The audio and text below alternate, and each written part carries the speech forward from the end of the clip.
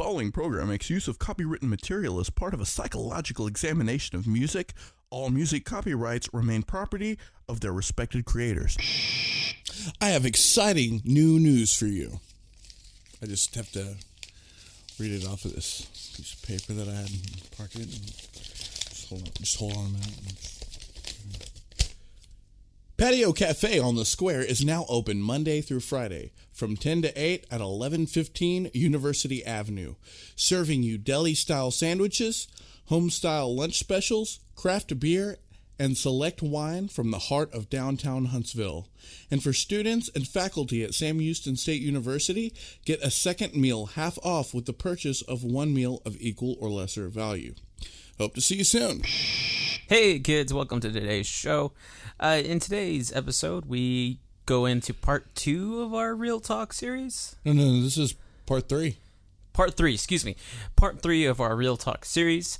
We sat and talk about tacos. We drank and let's see, man. I feel like this should be like Real Talk part 3, drunken episode part 2, because we had some drinks and as I look at an empty bottle of wine and beer bottles and shit. Man. Yeah, no, it was a good show. We talked about certain things such as tacos. Now I'm making the shit sound weak because that's not all we talked about, man. We talked about a lot of different things. You can't go weak with tacos. That is definitely true. But yeah, dude, we rambled on about a whole bunch of stuff, and I don't know. It seemed like a pretty decent talk between you and I. Yeah. I don't think we've ever had any bad talks. It was very funny. Very funny indeed. And sounds egotistical when I say it though. And at one point in the show, I do a poll, particularly towards a certain question about two different kinds of people in this world, and you'll hear all about that. But I want to hear back from you people. Listen to the episode, find out what I'm talking about, and get back to us, okay? Because this is seriously something that I am truly wondering about. I want you to answer this question for me. Who are you really at a molecular level? You know exactly. But definitely get on us with our Facebook page. Our webpage, conversationspodcast.com, and let's connect on this issue, because I really feel this is what will bring us together as a country and as friends. So, we have a blog. That's what it's for. Yeah, dude, we'll definitely get that going. But yeah, please don't ignore us. Don't leave it blank. Actually, talk to us, because that'd be kind of cool. Anyways, I'm gonna stop talking, and we're gonna go into the show. Johnny, take us there, babe. Welcome to The Conversationalist.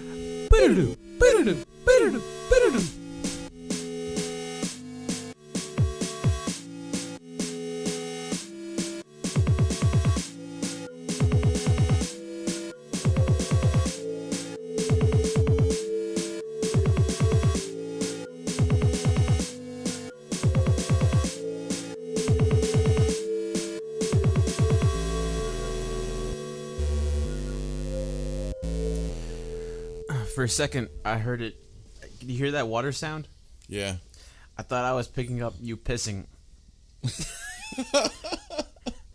I was like, that's a good steady flow that he's doing right now. Thank God he's healthy. The acoustics. Yeah. Yeah, you wanna? I feel like you should present what we're drinking. Oh, we're going to be drinking Livingston Cellars California Reserve White Zinfandel. That doesn't have a year on it? Because I feel like I don't give a shit about the name. I don't know how wine works. I don't know if the year... I guess the year matters, right? That's a beautiful 2014 right there. No. I think it probably is. See, man. 2016. I don't... It's the cheap stuff. But man. See, whenever people, like, present wines... Like, I got a beautiful 1948. Oh, 1933. Hey, fuck yeah, I was close. Yeah. I mean, that's probably the year that the vineyard was created. Probably, man. Oh, well. I'm going to finish this. You go ahead and get me started over there. This corkless wine. That's how you know it's that faux shit. Why did you get wine? Because I like the feeling. Because you were saying something about getting wine the other day, or how you're talking about wine. I don't know what we were talking about. We're talking about wine, and then you were like, the hot. I mean, it's like it's. It doesn't matter. You just told me I got the tall glass. Oh, you get the tall glass. I don't know, man. It's like drinking wine is a completely drinking any kind of alcoholic beverage has a different effect. You know what I mean? Mm-hmm. And beer kind of makes me, if I have a little bit of beer, it kind of makes me a little irritable. Right. And it drags me down. I really like rum and Coke or Long Island's that make me feel great. But wine makes you want to laugh. You know what I mean? It makes you feel more high. I think it's the alcohol that's more closely related to marijuana than the other drinks. That's a very, very weird statement, man. See, every time I've ever drank, but I feel like ever since This is a clinky. Ever since I started doing the show, that's good. I started drinking more. Right. And I don't know. I'm glad we can do that for you. Yeah. I'm glad this damn show has driven me down a train wreck of a lifestyle. But ever since I started drinking more, like beer does it for me. It all has the exact same reaction for me. Like, excuse me, getting drunk off beer. I get the same amount. Well, no, okay, I get more giggly on like whiskey, right. Stronger stuff. Yeah. But I get just as giggly on this stuff. I just get a headache. Like while I'm drinking it, not afterwards. I like to avoid the headache. I haven't had a hangover since that one time we got really, really drunk at my house a long time ago. You haven't had a hangover since then? Yeah, no. That was probably, and now that I know my mom is listening to these shows, probably 2006, 7, I want to say.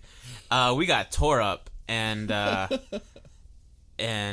just remember having the most terrible hangover. It was my first hangover I ever had in my life, and I remember like laying on the couch just wishing to God it would stop.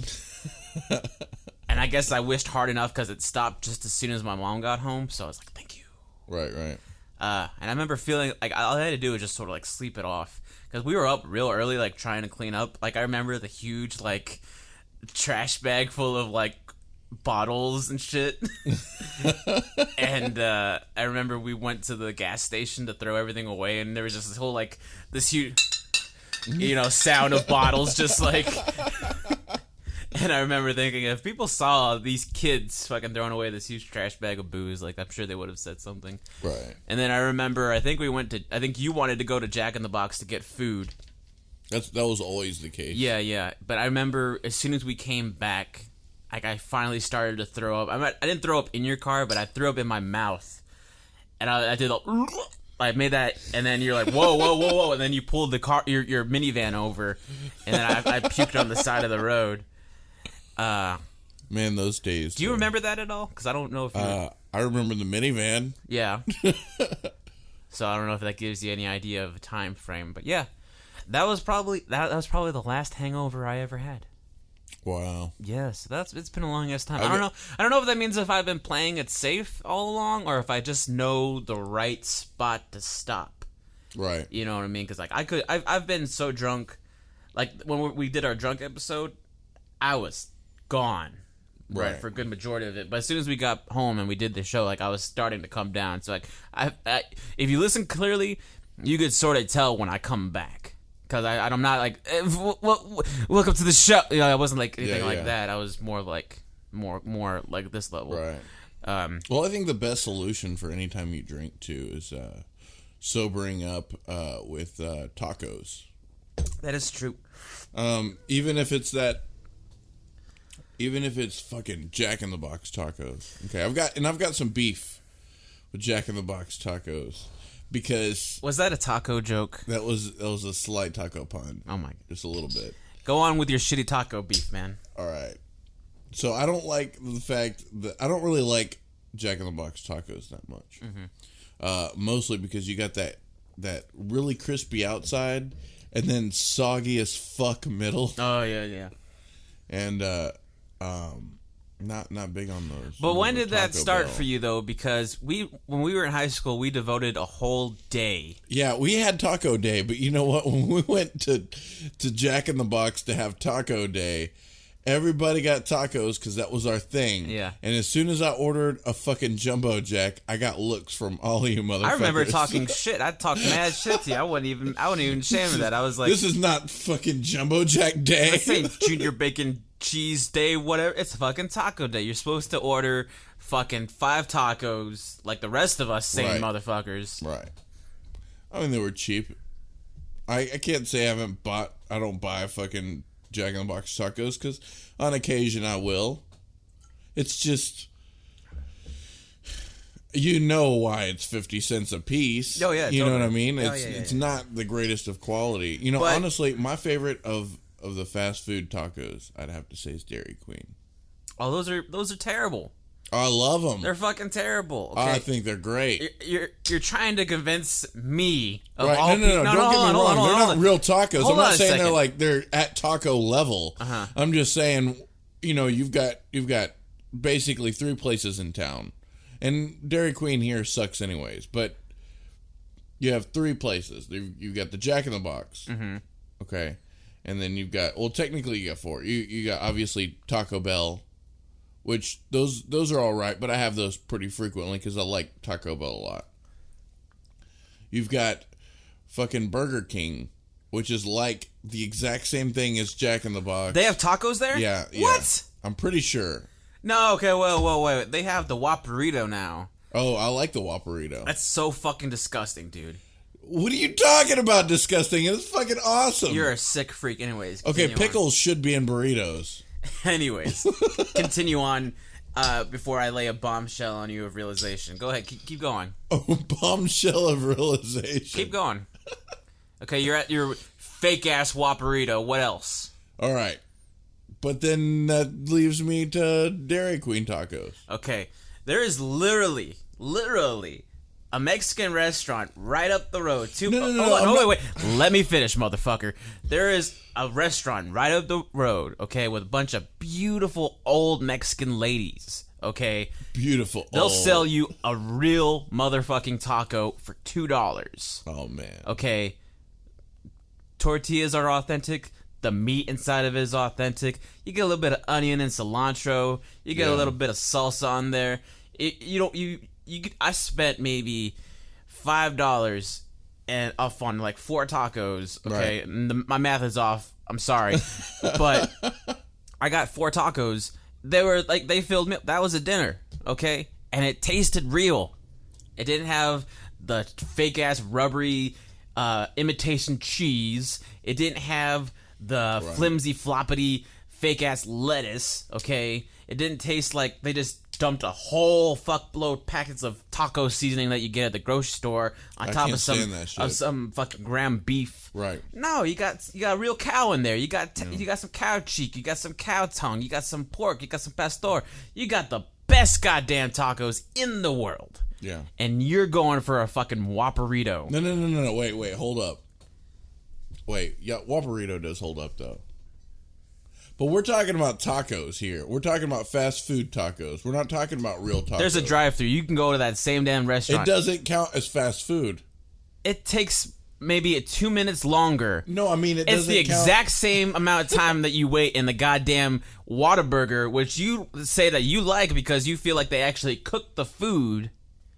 They actually grill the Whataburger burger. is good. You feel like it's more authentic because they're cooking the fucking Right. burger meat. Right. You feel like you're getting the real thing. Right. Exact same shit at that But restaurant. that place has corn tortilla. You can get flour tortilla. Can you? Yeah. They ask you before. Well, Do you want a corn What the fuck tortilla? are we doing right now? We're getting drunk. We'll go get tacos afterwards. That sounds like a great idea. No, but I'm just thinking as far as authenticity and then what pleases you, okay? Because Right. I feel like, okay, I think it's not that hard to please people, but whenever you get to like the authentic stuff, like we're drinking wine right now, and this is okay stuff. We'll probably get a good buzz off of it, but is it like the good Italian shit, the good French shit? No, that's more. I like cheap shit though, because it's got more of a sweetness to it. But I'll is be that- honest. I it's mean, I don't like. It's not that it's a greater value to me. It's legitimately I like the cheaper wine because it does have that sweetness to it. You know, the more you spend on wine, the more things get fucking dry. Yeah. But I guess you could use the same analogy with you and tacos, okay? Because you're willing to spend $1 at Taco Bell to get a soft taco, okay? Right. Whereas you can go to that Mexican restaurant and spend $2 For a real taco. and get the real fucking thing. Real fucking taco. But in your head, you're like, why would I want to spend that extra $1 when I can get something that'll just make me happy at Taco I don't Bell? like the sweetness of like barbacoa and lingua though. Have you ever had pastor? Pork? I've not had Pretty pastor. good. Man, we'll go up there. Okay, we'll stumble our way over there. But pork sounds like it's even sweeter than No, well, cow not, face. not. Okay, hold on, man. It has a sweetness to it, okay, but you put in the other equation, the other factors to it with the onion and the cilantro, and then it's a little greasier, pastor. It's a little greasier, so you're probably gonna make a mess. And then That's a good food. It makes a mess. Exactly. Good food's got the grease. Exactly.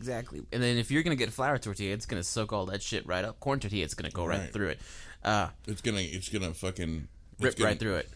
No, it's gonna have the flour tortilla with all. It's gonna soak it all up. All that taco juice. Taco juice. It's gonna soak up all that taco juice and become a gordita. Exactly. It's gonna be fucking awesome. I don't know. Do you think that people nowadays are just like way too picky about certain things? Like you have to have like certain. You can't just be settled with something simpler. Like to me, because those quote unquote real tacos that I enjoy, that it's very simple. Right. It's just a piece of tortilla, a piece of meat, and then little vegetables. You know, you got these grande tortilla extremos where they put all these sauces and all these different blends of this shit and that shit. I like tacos to be simple. Uh-huh. I like burritos to be complicated. Oh, yeah. I think that's how it should be. And sometimes simple burritos too. Yeah. Just so there's more meat. Yeah. You know, I think the last time I ever went to like a good burrito joint. Well, what is your... Okay, now we're this is a whole different other fucking conversation right here. Now we're talking burritos. Uh-huh. What kind of, like, what's a burrito to you? What makes a real burrito to you? A real burrito to me, okay, you gotta have like a thin layer of like some sort of like bean, like refried beans. Right. You gotta have some rice in there. Yes. You gotta have some cheese. Yes. And then you gotta have your beef of choice, which I prefer meat chicken, of choice. chicken or steak. Right. I don't really go for ground beef, even though Christy, our unpaid intern, makes wonderful burritos with ground beef. Yeah, they're good. They're great. Yeah, they are. For what she does, for the kind of burrito she makes. Yeah. And I've tried it with others because she's tested the different kinds of meats for me. Not all of them, obviously. I think ground beef works for hers the best. Right. But to me, I mean, I probably would go with more like a steak or a chicken or something like that. I'm more of a chicken kind of guy, yeah. Okay, so that's the foundation of what it should be. And everything else that you add on after that is totally to your personal liking. Okay, Right. I know you like sour cream, even though that ruins everything. Oh, God. Sour cream needs to be in a burrito. I prefer like a good guacamole just for that flavor. Depends on the guac, because some can be too spicy for me. Yeah. Some are just really good, especially if it's more natural to avocado. Yeah. I think just like that taste, that flavor, the spiciness, I think that's supposed to come in with extra sauces. I just like the taste, like that good avocado taste. Like that's what I go for. Right. And then, you know, it comes to like I was saying before, you put your vegetables, your onions, your cilantros, your tomatoes. Right. I'm picky with the tomatoes, too. Peppers, certain peppers, where you put in a little bit of dash of habanero if you want to put bell pepper. You know, whatever it is you want to put in there to make it a little bit more spicier. Those add-ons, like I said, that's entirely to you as a person. Right. You define yourself by what you put on your burrito. How do you feel about, like, liquid cheese? You know, I'm okay with. Are you talking about like queso? Like queso. I'm okay about queso. I like chili con queso a little bit more than just straight queso because to me, I can't enjoy like Kraft Singles cheese. I agree with you. Like it has a taste to it that I just can't enjoy. Like I hate it. That should never fucking be on a burrito. Anyway, Yeah. But I mean, I've seen people where they just slap. I've seen people. I think I even saw it in this damn house where someone just slapped a Kraft Singles cheese in macaroni. Not in my house. I'm pretty sure it happened in this house. Not in I think my Christy, our unpaid intern, did it one time, and I was like, bitch. I'm going to have a talk with her. Anyways, but when they use it like that, I was like, ugh. It sounds terrible. That's misuse of cheese. But like, you gotta have a little bit when it comes to queso. If we're talking about queso now. You gotta have your cheese. You got your block cheese, your Velveeta's, whatever it is you want to use. Then you gotta add a little bit extra. You gotta add some ground beef. You gotta add some beans. You gotta add some pepper to it, just so it has. Right. You don't need to make it spicy. You don't need to make queso spicy for it to be good. You just need to be flavor. You gotta be like a mixture of good flavors, just to satisfy you. You're not sticking with boring ass block cheese, because cheese is boring as shit. Even though everyone loves cheese, I fucking love cheese. it's boring as shit by boring. itself. You gotta, if you If you got sharp enough cheddar, sharp cheese, would like you just sharp cheddar. you would eat cheese straight? Of course. You, sir, are I would fucking buy weirdo. the fucking block of sharp cheddar. And this is specifically, it only really works for sharp cheddar. You get the fucking sharp cheddar, and then you just kind of start cutting in halves, you know. Some people fucking put that shit with a cracker, but nah, fuck that. I want the fucking cheese. I just eat the cheese, man, for the fucking little bitty square that I make out of it. You, sir, are a fucking weirdo. Dude, that's fucking ketchup on your fries, man. Do you really need to bring that into the equation? Okay, I'm gonna start a poll right now. Okay, even though there's only two of us, whoever's listening, okay, I want you to come back to us on this one. And I hate breaking the fourth wall like this, but I need help with this. I love breaking the fourth wall. There's two kinds of people in this world. You just got your people who squeeze the ketchup on the plate, and then you dip your fry into the ketchup, little puddle of ketchup. Okay, hold on. Okay. Well, I'll put my bias on it. You can be your attorney of this style, okay, and I'll be the attorney of my style. Now we're just presenting the evidence. We're presenting our cases, okay? Or there's another kind of person where you have a plate full of fries, you just put the ketchup on the fries, okay? It's gonna be a little messy, but you yourself, okay? If we're gonna chaos. If we're gonna break it down, you yourself said the best food is messy. Did you just not? I will fucking rewind. No, I said that. Stop and rewind the fucking show. Thank you. I'm just saying. You may now respond.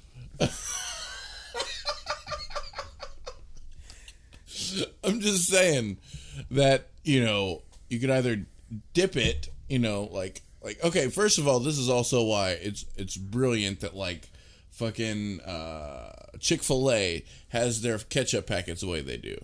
Right. I think it's brilliant that they did that. Where you can either open it up to where it's ketchup, or you can, you know, just kind of cut the thing. And by the way, there are not two different kinds of people. There's three. Have you ever met those crazy motherfuckers who tear like the corner off of the ketchup packet, and then like I'm not even playing. This is real. Okay. This is real. I'm not even kidding. This really happens. Okay. What is it? Okay, they take the corner off of the ketchup packet, and then they squeeze it onto the fry. Yeah, the look on your face. Yeah, those people fucking really exist. I could top that one right there, sir. Oh, okay. man. Okay, so there's four different kinds of people? There's a fourth kind. The fourth kind. That sounds like some science fiction novel right there. The fourth kind. The fourth kind. There's the fuckers who eat the fry first.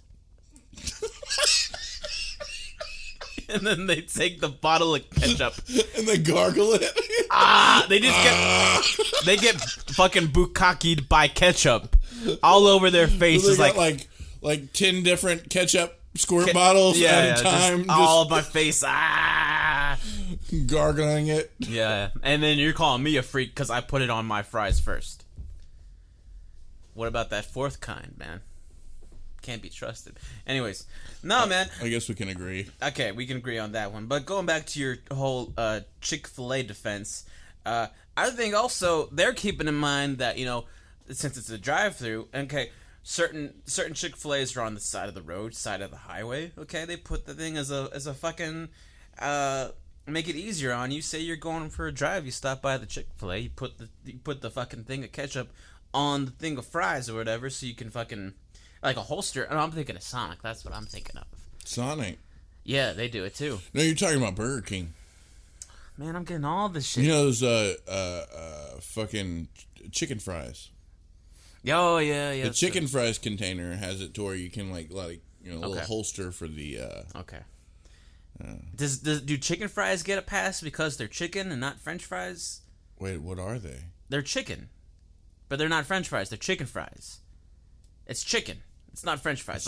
It's not made of potato. No. Served I'm like saying chicken. so if I were to put ketchup, or in my case, I like to put barbecue sauce on chicken. If I were to put my barbecue sauce all over the chicken fries, am I still a weirdo? You're making me really uncomfortable right now. Okay, we don't need to have this. We don't need to be displaying this much personal information about ourselves. I'm sorry. So I was fucking this girl in the ass the other day, and no. I was fucking this girl in the ass the other day. I didn't mean to say that, man. Anyways, the last time I think we enjoyed some wine together. Which if you talk, oh man, you drink all the damn wine. I can't. I was gonna ask you to top me off, but there's nothing left to top off. Nothing left. We were at I think your mom's wedding All right. in like 2010. Wow. Yeah, and it was a beautiful ceremony. We got to take home like four or 5 bottles. And I remember you were gone. I don't know where you were, and Trevor was gone, and I was crashing with you guys. And one of the bottles, I think it was probably one of the bottles that I took. So I was like, I had no problem with drinking it, but I fucked up like trying to uncork it. And you got it all corked. Yeah, it was all like halfway. It took me forever just to open the motherfucker. Right. And as soon as I got it out, I was like, off to the races. Right. I am just drinking nonstop. I think I passed out on your bed at one point, and then I came back and you still weren't there. So I was like, I'm gonna keep drinking, and then I think I passed out on the couch. But that was probably a long ass time. I don't drink wine. I'm not much of a wino. I feel like I would enjoy it if I gave it a chance. But something about a good, tasty beer, just to keep me happy for the moment, or a neat glass of Irish whiskey to just get me completely tanked like that. Do you drink it straight though, or do you mix it? Well, it depends on what it is, because if it's like a good like dark whiskey, like I'll probably mix it with like Coke, But if like that Irish whiskey, since it's kind of got that more grainier kind of color, like that greenish, almost like apple juice color. Greenish. I think I go straight. Yeah, Jameson.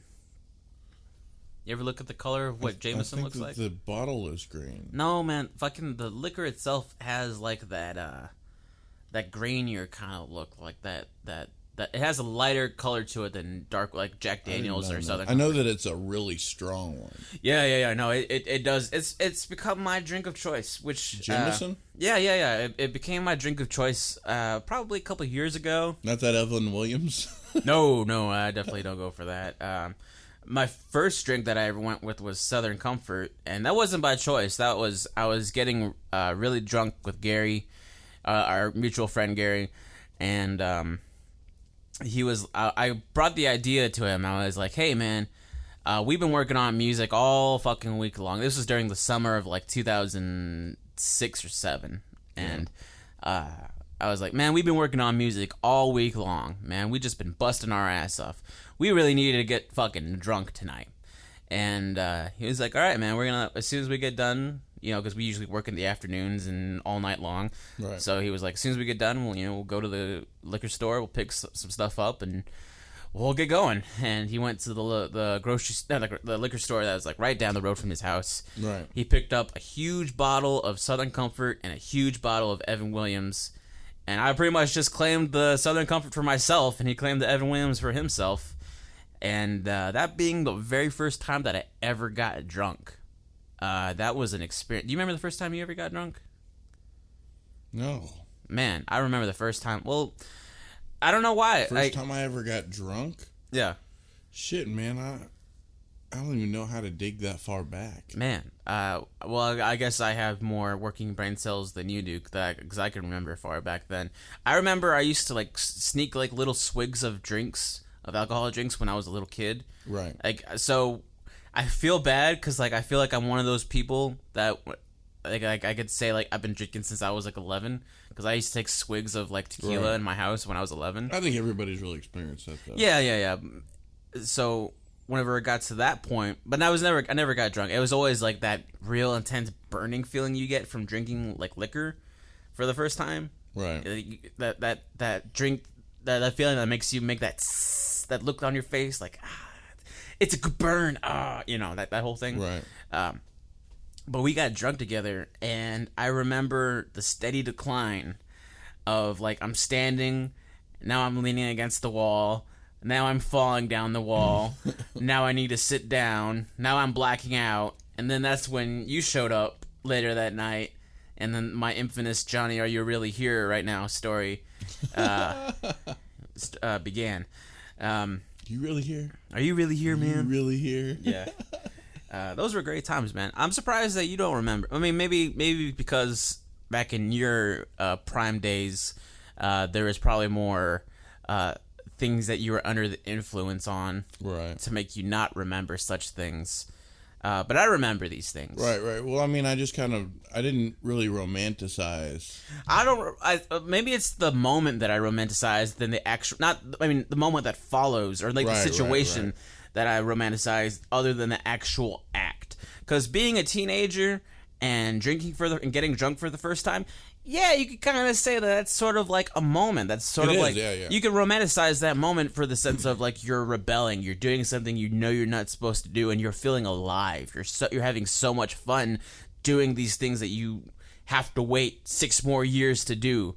It's like whenever you can get a hold of a cigarette before you're able to smoke.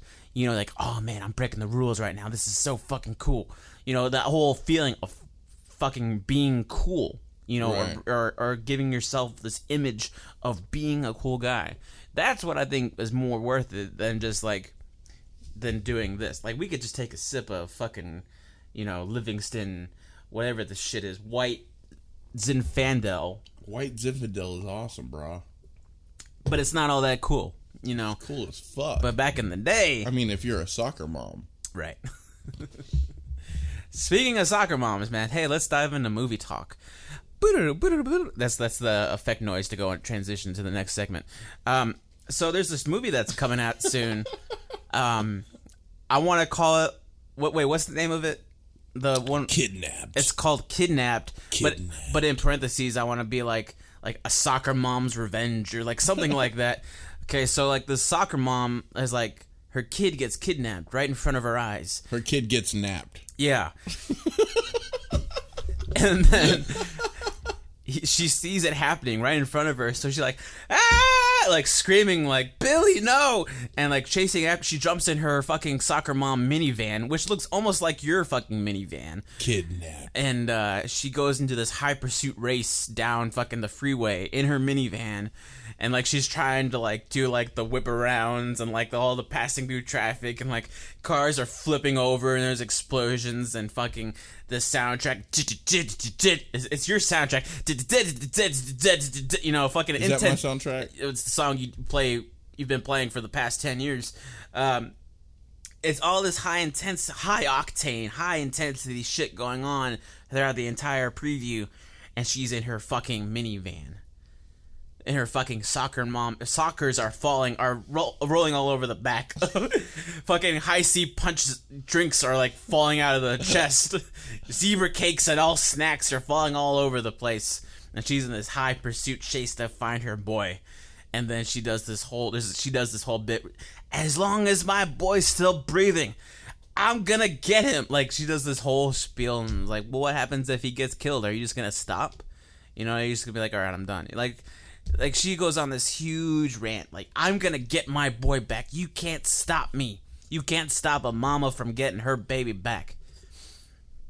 It looks intense to me, but somebody, I'm not gonna say who, but it's not me, got all fucking high bitch about it, like emotional. What? No, you're all super emotional over this shit. I get why. It's just a little, I understand. I'm not gonna poke fun. It's triggering. I'm not gonna poke a stick at the big bear right now, but I'm just saying, it's a fucking movie. Okay, it ain't real life. This ain't the real world, man. It's just a movie. It's just a fucking. It's fantasy, man. It happens though. No, yeah, it absolutely does. So you're saying kids get napped. But whenever you see it happen on the news, do you have the same reaction? Fuck those kids, man. Okay, but whenever it happens on the big silver screen. Hey, man, that's oh my a God. whole different. This story is so compelling. It's so close to my heart. All right, man. I'm just poking. Hey, man, you want? There's nothing coming out. You want my beer that I was saving for myself? Yeah, man, that sounds good. I appreciate it. Wait, I'll see what I have. Yeah, you go ahead and do that real quick. I'm gonna go on a quick tangent. Cool. So, fucking movies these days, kids. Okay, all you get nowadays, man. I feel like I have my own show right now. This is so cool. Why don't you stay in the kitchen for a while? Movies these days, right? You got fucking remakes. Okay, the remaking It. Okay, that movie came out in like 80s, like late 80s. Fucking classic, and they're remaking it. The fucking Pennywise the Clown looks like a fucking joke. Okay?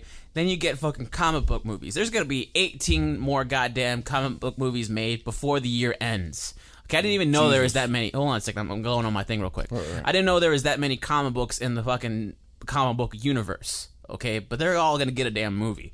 Okay, then you get sequels. And it's like, we're just trying to continue on stories. Like, fucking, I was thinking about it the other day. The first X-Men movie, you could have totally just finished it. Just do a one and done. But they've been making an X-Men movie every goddamn year for the past 18 years. Okay, it's fucking ridiculous, man. Okay, we need to put a stop. We need to promote more originality and creative stories. But Who's going to stop the X-Men? Hold on, I'm not done yet. We got to promote more originality. But this is the thing, man. Whenever someone tries to come up with an original fucking story and their own unique idea, it gets shat on. It gets straight up shat on. Okay, there was this movie that came out called The Lobster that came out recently. Total original story that was written by some fucked up Greek guy. Okay, and it blew me away, and it was kind of fucked up, but it was great. And people are looking at it as like, this is the weirdest fucking thing in the world. They're not blown away by it, by they were fucking the Avengers or fucking Batman, Superman. You know, Suicide Squad is fucking whatever that shit is, okay? But this original story showed up out of nowhere, and everyone just was like, meh, I want to see Iron Man. I want to see Robert Downey Jr., because he's more pleasing to my eyes.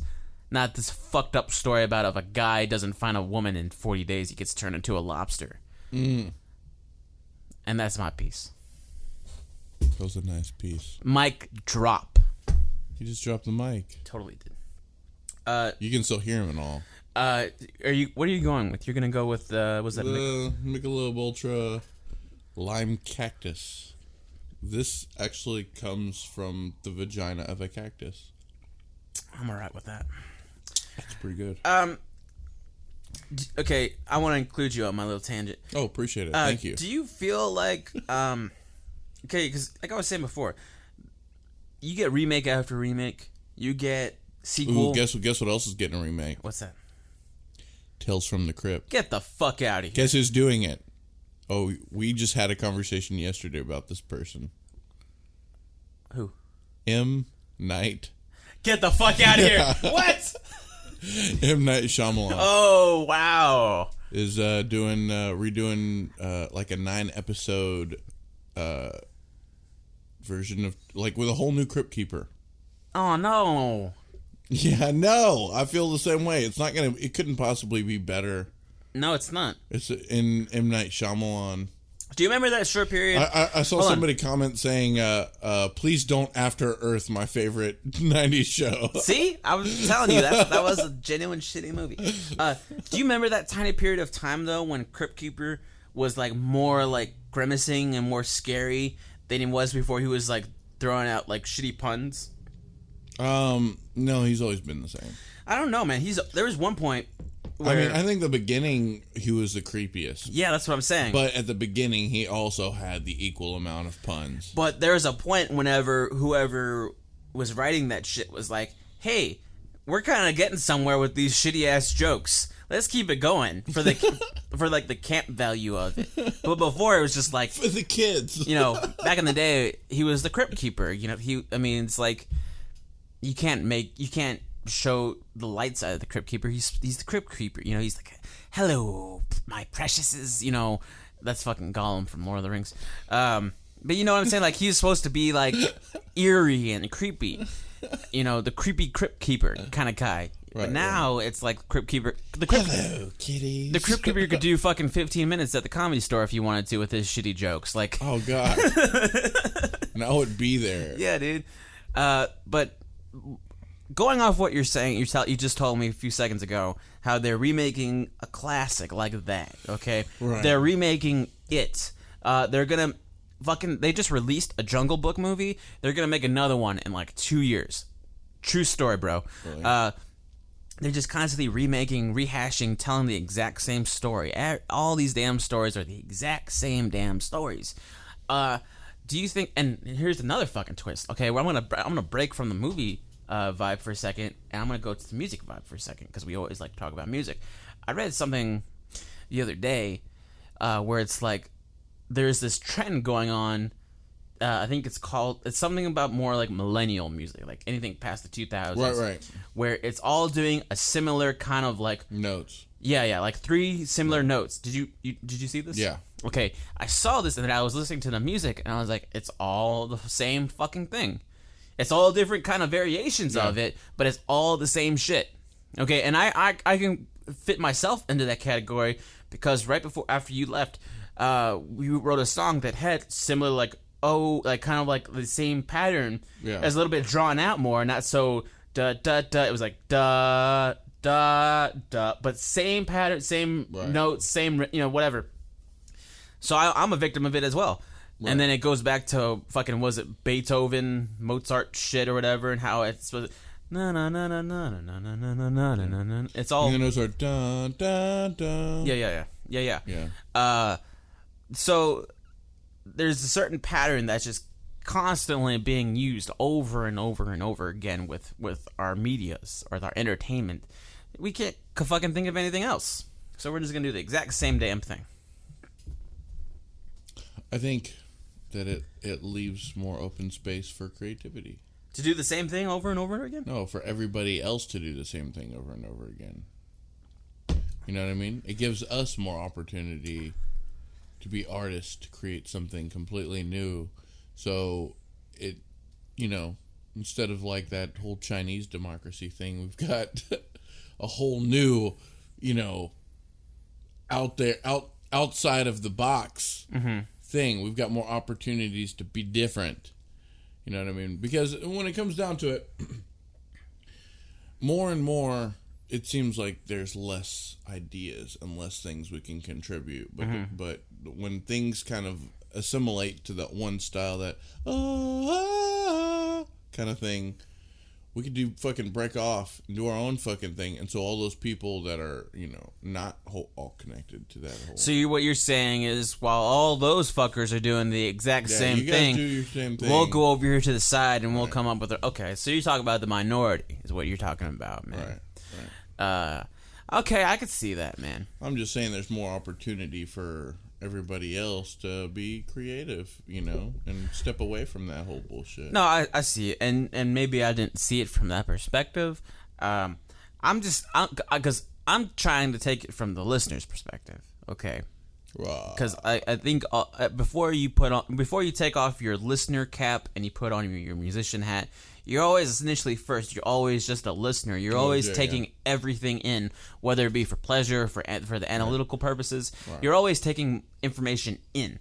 So whenever I listen to music and it's all just sounds the exact same damn thing, it's like, what is this? This is bullshit. It's not fun. It's not entertainment. It's like exactly like seeing the same damn movie, the same damn story retold over and over again. But see, if you're listening to music and all these different bands sound the same, that means that you're not looking right. You have to specifically look outside of the box. And knowing you, I know that you're completely capable of doing this. You do that. You know what I mean? But it's just that, we've got our media that tells us there's pretty much only like these 5 or 6 bands that are at all worth the shit. Okay, let's break it down real quick. There's probably like Rihanna. Okay, I think Drake is kind of a big deal right now. I don't even know. Hold on a second. I think I think at one point Macklemore and Ryan Lewis was kind of a big thing. Who else is there? There's Kanye West, because he's always trying to find a way to be relevant. Goddamn liberal media. And then probably Biebs. Maybe Biebs. Justin Bieber. Anyway. Oh, no. Fucking... even though our home dude... Alexander Van Fleet was on, and he totally was promoting some 21 Pilots. Yeah, they're pretty big right now. They're kind of a big fucking deal, so maybe they're in there as well. But I think they kind of cover that more alternative, right? And there's nothing wrong with digging bands that get into that field. But what I want to get at though is, I think when it comes to popular music, I think they find like that one kind of, whenever it comes to rock music, right? They kind of find that one band that's slightly edgy that they can just sort of like make them shine out a little bit more. Like Breaking Benjamin. No. Take for instance, okay. Which fun? No, dude, you're fucking. Today there's supposed to be some video music awards on MTV. Right. That's still a thing. And back in the day, you would have bands like Metallica, Guns N' Roses, like actual bands be on there for like best rock album. Nowadays, this is what it would look like. It'll be like some like Ed Sheeran guy who's like the piano acoustic sensitive guy, and then there's gonna be like some like what's that one band that does that song where they list off all the states? They have like that. The lead singer is like a fucking hippie looking guy, Edward Sharpe and the Magnificent Zeros or some shit. Yeah, Magnetic. But whatever. He'll be on there as well, and then they'll have maybe Mumford and Sons. This is all in the like best rock album category, mind you. Okay, they'll have all of these bands, and then the indie falls under that. I guess. Then they'll have like 21 Pilots, and then maybe, just maybe, they'll have like a System of a Down track. Okay, like they add System of a Down to be like, hey. This is still the rock category. Yeah, this is 10 years ago, but still relevant. But out of all like those pussy indie rock bands, and then you have like 21 Pilots, who's kind of more edgy because they do a little bit more like intense sounding music with like their synths and their more upbeat tempo songs or whatever. Yeah. You already know like they're gonna fucking get the award. It's just like whenever you see the Grammys and whenever you see Foo Fighters on the list, it's like you already fucking know Foo Fighters are gonna fucking win Best Rock Album. Not just because they're a great band, but you look at everyone else. You got fucking Coldplay. You got fucking all these like weak rock bands, and then you got the big rock band, and it's like you already know who the fuck's gonna win. Why even have it? But I'm just saying that you got like that one band that kind of comes off as sort of edgier than the other. So you kind of like glorify them a little bit more than you would like the other guys. I think 21 Pilots might fit in that category just because when it comes to like because he raps and like their drummer is like heavy, mad crazy about some like real good sick beats. But they have some songs that are kind of like on that alternative vibe where you could probably like consider it to be like a rock show. Like the dude plays bass and like I don't know if he plays guitar. I've only heard of a little bit from them, but it sounded both like a mix between pop and like rap rock. Right. Kind of not exactly like how they were doing like this as far as styles go, but like kind of like how Linkin Park back in the day, like they had the rap rock feel to it, but they were real mainstream, so they had the pop feel to it, like with some of the singles they were releasing. But Linkin Park can actually get down pretty heavy. Oh yeah, most definitely. They can definitely get down. I don't know, man. They did have a brutal sound to them too, is the thing. I haven't heard much 21 Pilots to really know or really judge them on that, but I do know that Linkin Park actually had a brutal sound. They weren't brutal. They weren't a brutal band. You know what I mean? But they had some fucking really heavy. This song is particularly evil, kind of feel to it. You know when you say brutal, that makes me think of like Meshuggah or like brutal. God Forbids or like some like high Cannibal Corpse. Yeah, like some like real like high metal. That's brutal. Testosterone type shit going on. Yeah, man. I mean, they definitely. I know they fit more under like the rock category, but back in the day when they were doing like their whole rap rock, I'm about to break, that whole thing. And they were just breaking out. Whenever I think brutal, I think, crawling in my skin. That was actually Chester Bennington in the room with us. Hey guys, how are you doing? I was just stopping by. I wanted to borrow some sugar. All right, you can get the fuck out of here, Chester. Okay, bye.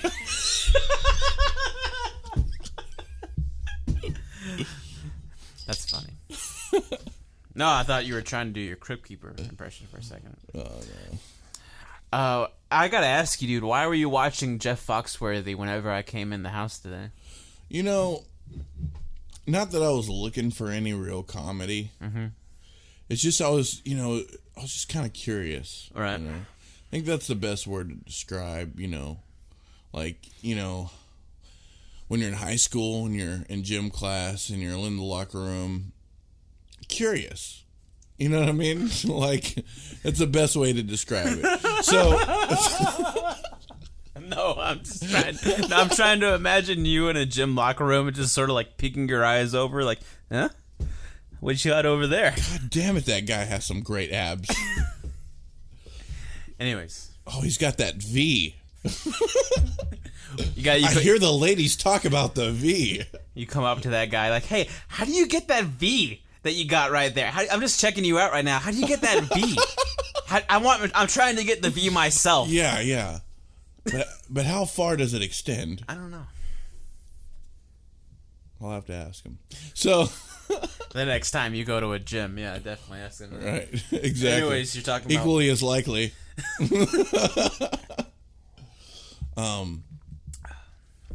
So I was watching Jeff Foxworthy, right, and Larry the Cable Guy, because I was just kind of curious, about what kind of things they're going to talk about. You know what I mean? Have you never seen? It's been a while. I mean, this is a new special, so I was just kind of curious. Maybe they got better. And it's not like they're bad. They've got a great following. No, clearly they're great because they make millions and millions of dollars off of these damn right. shows. But at the same time, so does what is it? The Durham guy? What's the guy with the Jeff Durham? Is it Dunham? Jeff Dunham? Is this the guy with the puppets? Isn't that who his name is? Jeff Dunham? Yeah, Jeff Dunham. We're just going to guess on this. Yeah, no, I think that's his name. Anyways. Yeah, he makes millions too, but he made millions The guy with the puppets is not funny. No, he made millions for like 4 years, and then he got out. Is that how it worked? Pretty much. Like, he did he did like three his or four... DVDs are everywhere. He did like 3 or 4 comedy specials. He had a shitty show that got canceled. And then he went the South Park approach, where it's like, you get in, you make big, you cash out, and then you bro down. Whereas, like, right. you get in, man, you make your money, you do what you gotta do, and then you just live your life. He came out of fucking nowhere. Remember, right. Like, he just showed up, okay? And then he had his fucking Ahmed, he had our fucking jalapeno on a stick guy, he had the old man, fucking peanut, whatever his shit is. And I think that his routine was actually mostly clean, right? Oh, yeah, it had, I think whenever it got to, like, the old guy, like, it had, like, some, like, adult humor. Where it's like, humor. Oh, I'm old, I can't get my dick up. But it's something like, that they would let their kids watch it. Yeah, no, he was very safe. He was very much a safe comedian, which I think is why he got so popular, because he could branch out to everybody instead of, like, where, like, we watched David Cross, and, like, David is, like, a very, like, hardcore, okay, yeah, we're good. David is, like, hardcore. He has sort of like a following. Like, we saw people just straight up like leave his show. Okay, where these guys is like, you can get out to adults, they can get to kids, they can get to grandmas and peepops. You know, churchgoers. Yeah. Everybody. That's how Jeff Foxworthy is. He really is appealing to everybody. Yeah. Except for people who like humor. Yeah. But it was like, there were funny parts, I definitely catch myself laughing. I'm not gonna lie. But was it like genuine, like from the bottom of your belly, like ha ha ha ha ha, like big laughter? No, it's just. Or was it like a good chuckle, like, oh, that's funny? Huh. It was more of a chuckle, but I guess it came out as like big laughter too. Just. It was a big chuckle. I was wanting it to be. I was wanting it to be funny. Were you let down? Yeah. Yeah, because. But I shouldn't expect much from Jeff Foxworthy. Yeah. I mean, he's funnier than I am. So let me just put down the, like, obviously, obviously he's a funnier comedian than somebody like me who's not a comedian. Johnny, I want to applaud you for having the courage to admit that. Because truthfully, man, you being that humble, like, that's inspiring to me. I want you to know that right now. No, dude, I think, that whole bit with, like, Jeff Foxworthy and Larry the Cable Guy, and then you got, what's his name, Ron White. Right. And then there's the other guy, Bill, whatever his name is. I forget his name. There was, like, the whole blue-collar comedy special. Like, it turned into... Ingval. Yeah. It turned into pop culture, where it's like, there's these 4 rednecks, 3 if you want to exclude Larry the Cable Guy, because he's not even really like that, right. Who are, like, telling these jokes that, pardon me, but, like, hillbillies and dumb Americans can relate to, like, silly, easy stuff to, like, stuff that they can relate to is like, bam, these... Bubba rednecks are the voice of my generation, and it's like, right. It got big quick, so we were just hearing it nonstop. Fucking, anytime you'd see that damn bass fish that talked, I thought, Billy Bass? Yeah, I thought of Jeff Foxworthy, and anytime I ever heard other Bubba rednecks besides Larry the Cable Guy do the whole "get her done," it's like, it's not even funny. It's just a fucking saying. And you see that shit on the back of the truck all the time. The "get her done." Shit. I forgot to text my mom, tell her that I was home. Give me 1 second. All right, 1 second. So I was fucking this bitch in the ass, right? All right, I'm done. And no. Let me finish. I was fucking this chick, right? And then I thought I was gonna be, fucking cavalier as shit and just stick it in her ass, And then she goes, "Wow, that's mighty presumptuous of you." And I was like, "God damn, that's a big word for a 14-year-old."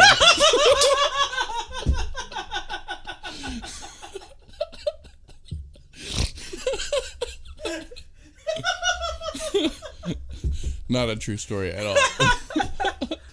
Oh, that was good. That's how you tell a joke, John. That's how you tell a joke. But anyways, back to Jeff Foxworthy. No, when we were watching it, because I watched a little bit with you before we started our show, I was just imagining, like, first off, why are these people laughing? Because none of this is funny. Right. But then I was thinking about, what if there's a show, or what if there's, like, a video of somebody editing out all of, like, the audience, and all you just saw was this guy just trying to tell us shitty jokes about if you wake yourself up from snoring, then, like, you're old, or, like, like, some stupid joke like that, and, like, you just get no laughter, or you get, like, or if you just get, like, a woo. If you get something keep like trying, Jeff. Yeah. Yeah, no, that'd be great to hear somebody voice like, "You'll get them next time, Jeff."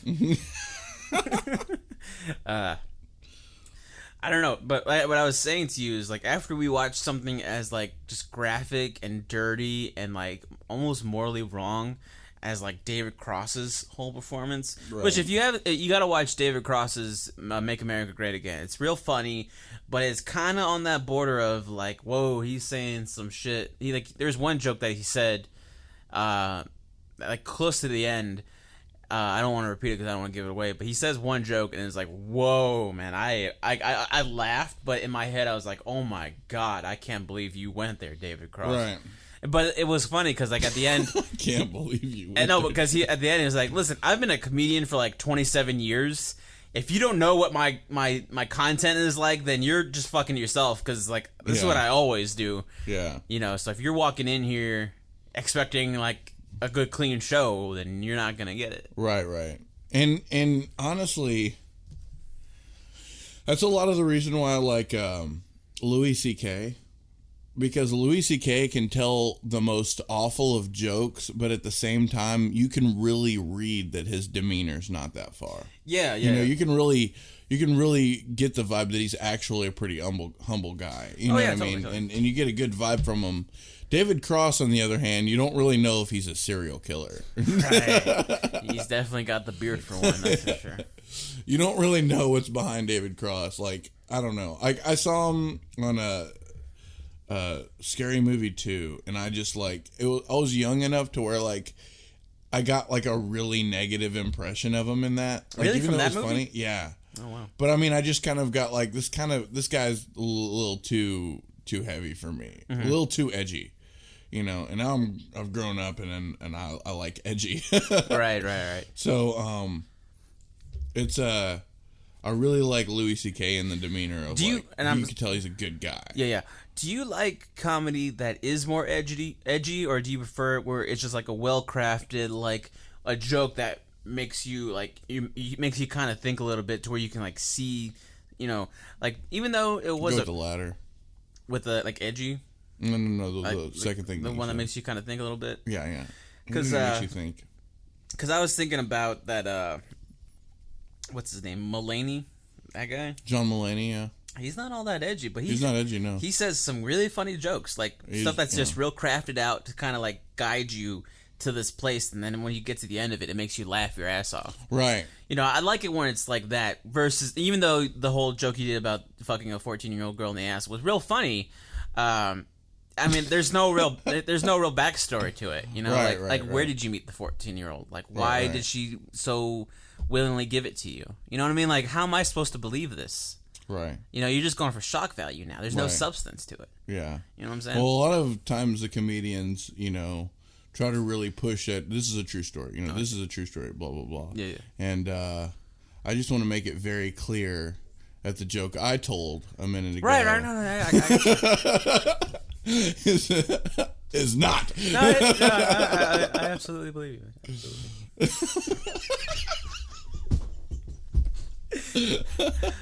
No, I definitely like that kind of humor. Even though there's some good like one-liners. Like, I mean, obviously we talk about Mitch Hedberg a lot. He was the king of one-liners. And clean one-liners. Yeah. And then there is what's his name? Stephen Wright. Stephen Wright is actually my favorite. Probably because there's more jokes from Stephen Wright. Because he's still alive. Yeah. Is he still doing stand-up though? I don't know. I don't know for sure. Okay. But probably like at low level, like not low level, but like at just like at the Comedy Store. Mm-hmm. You know, all the comedians know who the fuck he is and see him as a legend, but it's not like he gets fucking Bo Burnham or fucking I don't even know this. Jeff Foxworthy level shows. Right. Okay. You know what I mean? Right. So he's sort of like the king of the underground, kind of. King of the underground. That's probably the best way to describe it. Right. And underground's always better. Underground music. Yeah. You know, it feels more authentic. Comedy. Yeah. Like if you catch like a good underground like show, you know. There's this one comedian. I can't think of his name, but he's known for doing these giant racist jokes. Like, he'll just go in there and then he'll make all of these jokes that are just so terrible and so bad.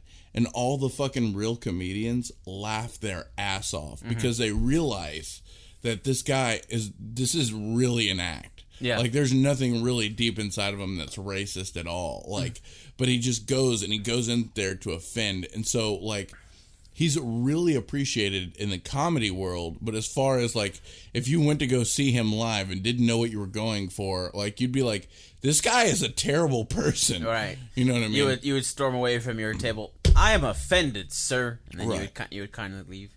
Right. Yeah. I mean, I can appreciate, like with David Cross, like I appreciated like the shock value of what he was going with, like certain jokes, just because it was stuff that made the audience sort of like feel bad about like being there. You know, like, the fact that he was able to do stuff like that, I thought that was, like, the act that he actually did that, to me being me, and I'm sure you appreciate it as well, I just thought it was fucking cool that he was able to pull that off. Like, And see, Louis C.K. will do that, but, like, he'll break the third wall immediately and be like, I just said that to get your reaction. Yeah. You meant the fourth wall. Yeah. You said the third wall. Wait, what is the third wall? Third wall. Third wall. We've been saying the fourth wall. I think it actually is the third wall. Right now, are we breaking the third wall? No, because we're talking to each other. If we were talking to the audience, that's the fourth wall. That's the fourth wall. I think the third wall might be. I think like. Is it the same as second? The first wall is like a dot, and then the second wall is like a line or like a drawing. Yeah. And the third wall is like a fucking physical. A physical thing that sticks out. Yeah.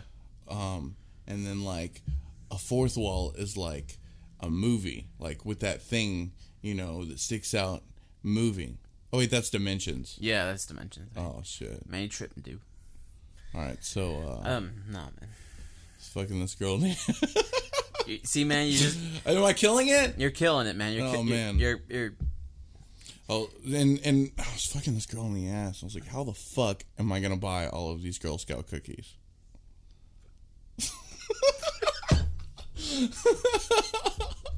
All right, man. Okay. I think we're losing. That one's true. No, I'm just kidding. Yeah. Yeah.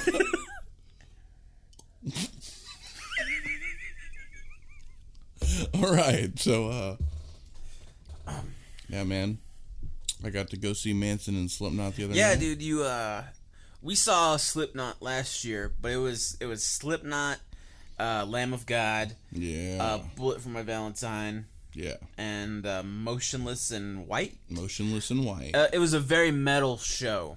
Yeah, and I imagine your show as well. It was of Mice and Men, who you didn't get to see. No, not at all. Slipknot, and then Marilyn Manson. It was Marilyn Manson first. Yeah. Oh, wait, Marilyn Manson, then Slipknot? Absolutely. Oh, wow. I thought it was Marilyn Manson's tour. No, it was a double headliner, but technically it was really a Slipknot headliner. Oh, I'm always curious because some bands, whenever they do double headliners, they'll switch it up. Like they do, all right, this show we'll do Manson, you headline, and then this show you do Slipknot, you headline. It would have been dumb to do it any other way. Really? Because Manson sucked. You're right, but like in the music world, do you think since Manson's been doing it a little bit longer, he kind of has that what's the word, seniority over it? Seniority, yeah. You know, no, I think that it's just kind of obvious that what it should be about, like, how like function over form. Right. It just logically makes sense to end on a fucking energetic note. No, totally. No, I absolutely 100% agree. You gotta have that. And Slipknot put on an amazing performance. They had more stage stuff. They had more of a setup. They had, like the fucking stairs and stuff built into it, you know. Marilyn Manson only worked on like half of the stage, had 3 different things that went on behind him, and nothing even moved. I saw a video of somebody else who went to one of his, I think she went to her show in Austin. Did he have like stilts? Yeah, he did the stilts. Okay. He did do the stilts. Okay. And he did the whole Bible burning thing. But that's just a thing of his show. Like, I mean, that's one of those things that, like, you gotta, I mean, obviously, it's just a book. It's what you put into it. You know what I mean? What it means is what matters. You know what I mean? But what it comes down to is, like, that's just, like, that's like Alice Cooper doing the whole thing with the thing that cuts off your head. The guillotine. Yeah. It's basically just the act that he does every time. You know what I mean? Right. I get it. I don't approve it, but I get it. No, I'm being serious. I don't get it. I don't approve of that shit. Right. Anyways, you're saying. Yeah, so okay, he does that, but he the way he ended his set, if he was headlining it, would you be satisfied with that show as a whole, the way that he ended it? The way that Marilyn Manson ended it? Yeah. I just wasn't satisfied. I was mainly glad that I just got to see Manson. Uh-huh. Just as a novelty. Right. And then Slipknot, seeing them for a second time was fucking awesome. Yeah, dude. It was a good show, everything about it. The only difference to me was maybe there was a little bit of a difference in, like, the video footage in the background. But they did play my favorite song. Right. And they didn't do that last time. Not to mention, from what I gather from it, the crowd was a little bit more rowdier. Oh, man. Mm-hmm. Oh, it rained on us. Yeah. And so it was muddy as fuck. And, let's see, there was mud wrestling. Right. There was people sliding down, just running to slide down the fucking hill. It went very far, actually. Mud wrestling, which apparently Christy, our unpaid intern, was a part of. Yeah, actually, there's a funny story about that. Tell us. So, after the whole thing, Christy left in my car and got all my fucking seats muddy. And then, I was my shirt was wet, so I had taken it off, so I was not going into the store after. She needed cigarettes and something to drink, so I was like, you're going in. Mm-hmm. And so she was like fucking covered in mud, and like she had mud all on her shorts, and I saw her going and getting the Gatorade or whatever, and then she goes up to the counter, and then the funniest thing to me happened, but I don't even think she noticed. She goes to pull out her wallet out of her back pocket, and then like a giant piece of mud plops down from underneath her shorts onto the ground. And then she doesn't notice it, but like there's other people in there that are just like have this look on their face. Yeah. I'm sitting there in my car just rolling in laughter. It's not at all funny, but it is. That's totally funny. Was she aware that happened? Yeah, I mentioned it to her. She was like, yeah, I noticed. That's fucking awesome, dude. She just plopped a big one in that fucking store. Turd drop. Instead of dropping the mic, you're fucking dropping the turd. Dropping the turd. Deal with it. What? Free country. Yeah. Oh, shit. If anybody else... it's a free country. I can do whatever I want. Just take a shit wherever I want to. It's a free country. Have you ever heard of free bleeding? No. You don't want to know. The fuck is that? That's some weird-ass fucking 2 girls, 1 cup shit. No, it's like a feminist thing. What is it? Oh, wait. Oh. I literally saw throw up in your mouth just now. Is it like... It's everything you think it is. Is it women who just refuse to wear pants? Right. And wear like short shorts. No! Women, why you be tripping, man? That's the kind of porn I'm into. Nah, man, that's some...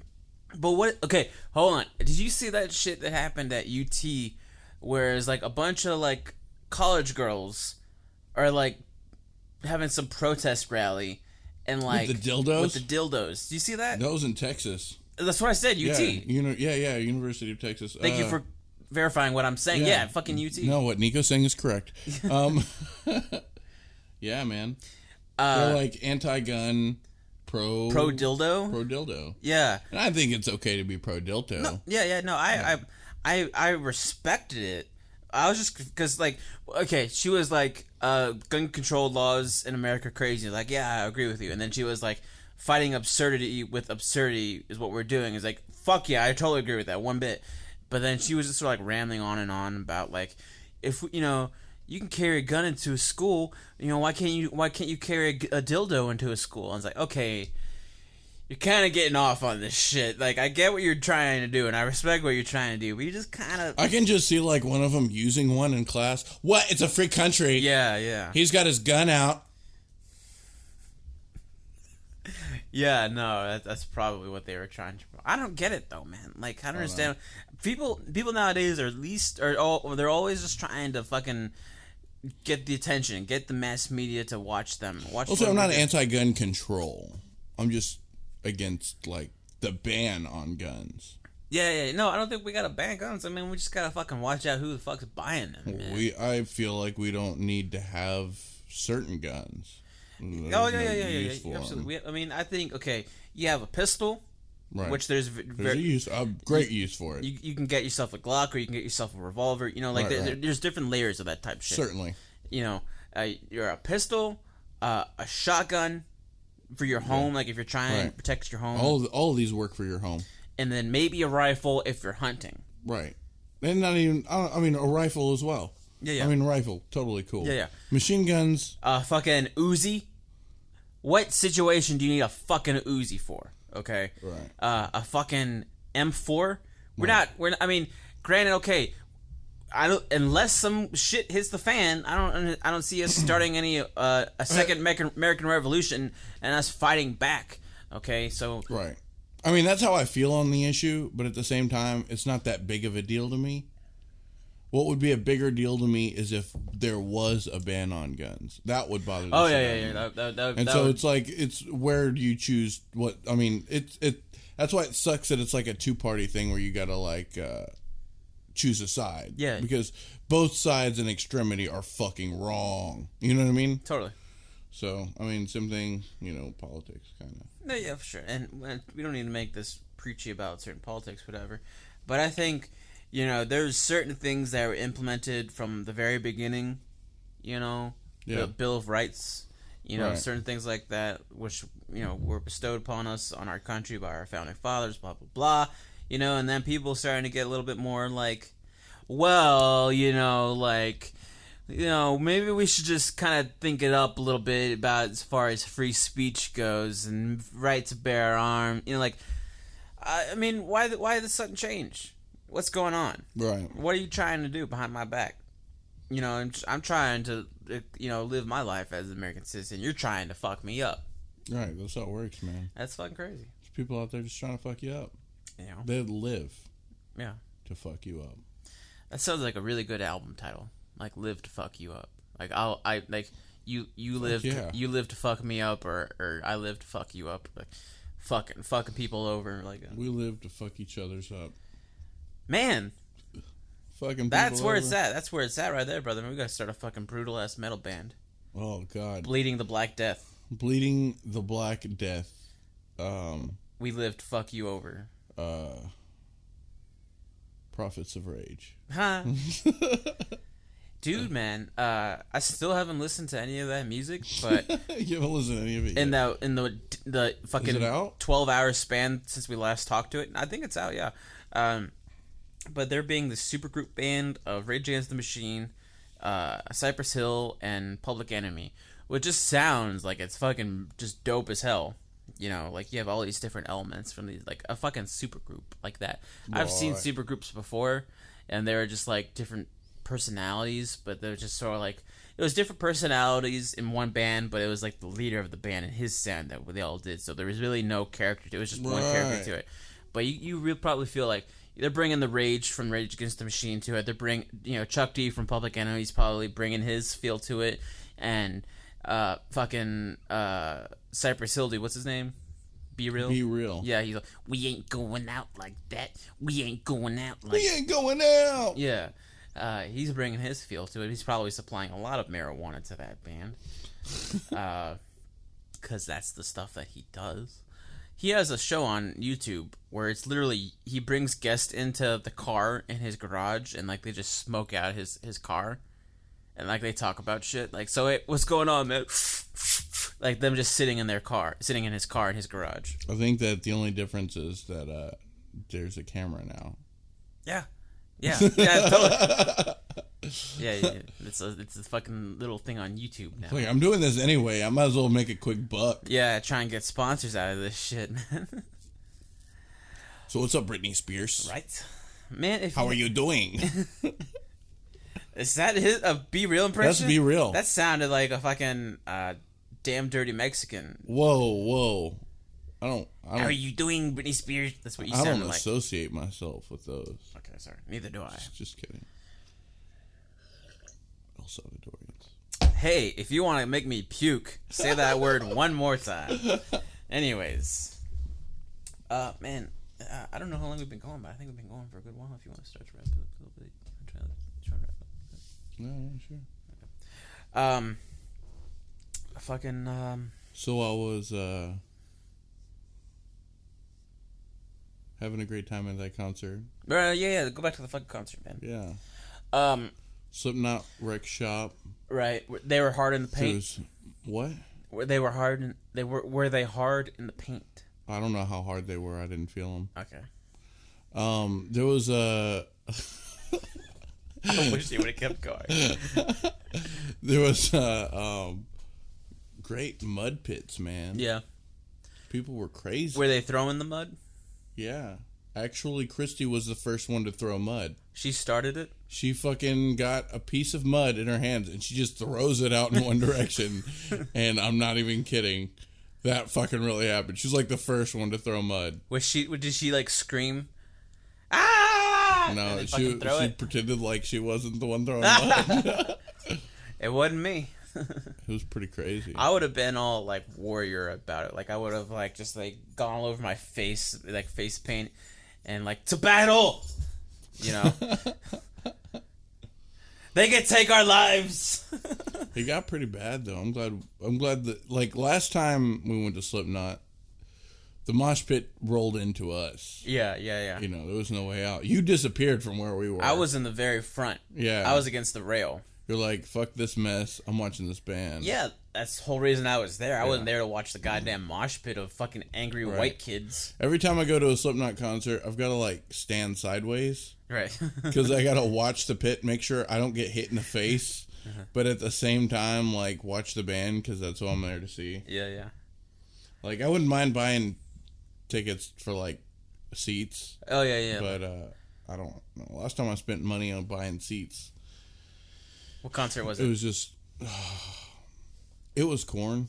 That was the headliner. Was it the Family Values thing? I don't think it was Family Values. Oh, okay. I think it was BuzzFest. It was a BuzzFest. Oh, okay. I got seats from... Evanescence. I got seat tickets from a very good friend, Cassidy Bailey, and she was like, "Hey, I got 2 tickets. Who wants to go?" And I was literally like the first person to respond to it. It's like, "Fuck yeah, I'll take them." So I called up my buddy Michael, and we drove from Huntsville to the Woodlands. We didn't have. It was the year that Alice in Chains. Oh, BuzzFest. Headline BuzzFest, and it was a great show. It was a good bill, but we had zero money. Right. Like, I was a broke-ass college kid, and he was broke as hell, just a broke dude. And I remember I tried selling, like, a video game just so I can get, like, $10-15 for something, and they were like, "No, we're not going to take this video game." And I was like, I don't know why. It was, like, fucking Grand Theft Auto 4, which that was the game that was out at the time. Right. So they're like, "No, we're not going to take it." I was like, what the fuck? So we went to the show, not eating anything, not drinking any water, and we're just rocking out, having a great time. And I just remember, like, feeling like I'm gonna fucking die. Well, they have water fountains. Yeah, so I was able to drink water, but I'm a big guy. I require, like, a lot of fuel. You know this as well. Right. Well, you gotta eat before you go, man. I was a broke-ass college kid. It was the weekend. Yeah, I didn't have any. If you didn't have any money. Yeah, dude. So I just $1 mini before I head out. $1 mini right before I get in. didn't even have $1, If dude. you don't even have $1, yeah, I can't say nothing. I'm trying to explain. You could have fit ramen in your pockets. Dude, I didn't even fucking have ramen. What about me being a broke-ass college kid? Do you not understand? I had nothing. You've always had peanut butter. I had nothing. Okay, I didn't even have peanut butter back then. And you know me too damn well, sir. I didn't even have peanut butter back then. Yeah, man, those... I had nothing. Okay, and I went to this rock show on complete empty, right? And I remember befriending, like, 2 random guys. Dude, it was a guy and a girl who were in the row in front of us who were eating popcorn. Right. And, like, we befriended them. We talked to them, like, in between sets, and by the end of the night, we were like, "Hey, would it be alright if we got some of that popcorn?" And the lady was like, "Fucking take it." And I remember as soon as we got it, like, me and Mike turned into fucking savages. Right. And then afterwards, Cassie was like, "Hey, we're gonna go to the Taco Cabana afterwards and get something to eat." And it was like, she was gonna be my ride home because Michael lived in Houston. Right. So I was gonna have to, like, we just met up there just to hang out afterwards. Which Michael? Michael Bolin. Shout out because I know you're listening, Mike. That's what I was thinking. So we're there and we couldn't eat because we had no money. They ate, and they had, like, a tiny cup that they were using for, like, water or something like that. And I was like, "Hey, when you get done with that cup, can I use it so I can get a soda?" And they were like, "Fucking buy yourself something." They gave me some money, and I remember, like, we didn't even say thanks. We just took the money and ran. Like, we literally just turned into savages, and we went straight to the fucking thing, and we got, like, real cheap tacos. And as soon as we got to back to our table, just like fucking Timberwolves, man. You go back and be like, "Hey, man, I haven't nut in a while. Can I have your girl?" What? You're going asking them all these different questions. Oh yeah. Hey, man, do you have I don't smoke or anything, but can I have a cigarette? Yeah, sure, take it. Because that's how you smoke cigarettes. Did you just eat my cigarette? Yeah, man, that's how you get a more pure taste out of it, man. It goes straight to your veins. It goes straight to your digestive system, man. I'm gonna die in like 5 minutes. Yeah. Nah, man. But yeah, fucking Alice in Chains, like we got seats for it, and it was we had a real good spot. So I really like having seats, but for me, man, if I go to a show, I gotta be in the front every time. Like, I enjoy going to the pavilion, but I hate being so far away. Yeah. I love going to miss out, yeah. I love going to the warehouse because you can go up to the fucking rail, and you could just be right in the mix. Yeah, I like the standalone tickets. Those. Oh yeah, general admission. Yeah. Right.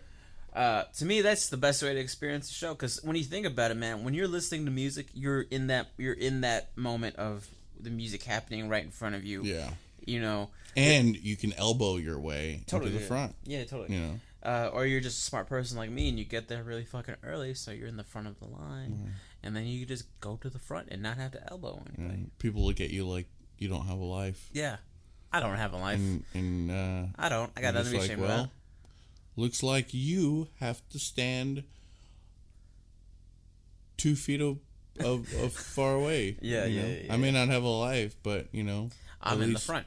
At least I get to see what kind of shoelaces Home Dude has. Totally, man.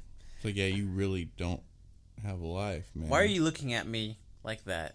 Like you're trying to direct what you're saying directly at me, man. I'm not trying to direct what I'm saying. Your eyes are getting wider. Your eyebrows are doing some fucking thing.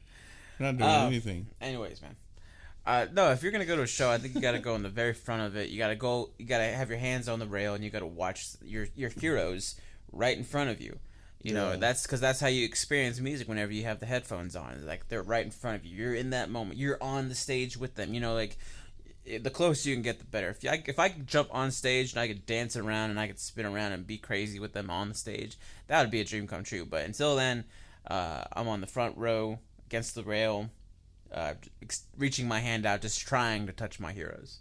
You know, that's where it's at as far as concert experience. But if you get a lawn seat and you're on a hill, and there's 1,000 people around you, and you're all in that moment together, and it becomes more of like a community kind of thing, where it's like you're all in it together, and you're all singing together, harmonizing with each other.